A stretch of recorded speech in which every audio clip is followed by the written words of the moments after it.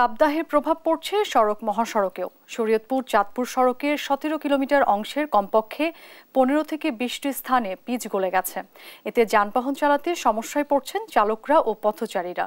শরীয়তপুর থেকে সহকর্মী রোমান আকুন্দের তথ্য ছবিতে ডেস্ক রিপোর্ট। শরীয়তপুর মনোহর বাজার থেকে ভেতরগঞ্জের নরসিংহপুর ফেরিঘাট পর্যন্ত সড়কের দৈর্ঘ্য 31 কিলোমিটার। সড়ক সচল রাখতে 44 কোটি টাকা ব্যয়ে গেল বছর ভেতরগঞ্জের বালিবাড়ির মোড় থেকে নরসিংহপুর ফেরিঘাট পর্যন্ত 17 কিলোমিটার অংশ বিটুমিন দিয়ে সংস্কার করা হয়।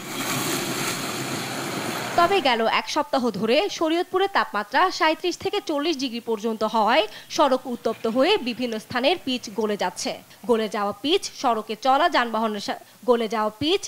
চলা যানবাহনের চাকার সাথে লেগে যায়। এতে ক্ষোভ প্রকাশ করেছেন যানবাহনের চালক ও স্থানীয়রা। এই নিম্নমানের ভিটামিন ব্যবহার করার কারণে রাস্তার পিচগুলো গলে গলে পড়ছে। মোটা ইয়াগুলো দিছে, এগুলির সময় আমরা আপত্তি জানাছিলাম, তারা বলছে যে বর্তমানে এগুলি চলছে।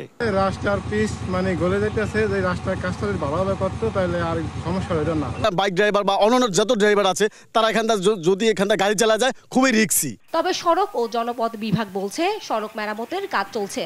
খুলে গেছে, কিছু জায়গায় আমরা ঠিক করে দিচ্ছি, বেশিরভাগ জায়গায় ঠিক করে দিচ্ছি, বাকিগুলো করে দেওয়া হবে। দুর্ঘটনা রোধে দ্রুত সড়ক মেরামত চান চালক ও স্থানীয়রা। নিউজ ডেস্ক, দেশ টিভি।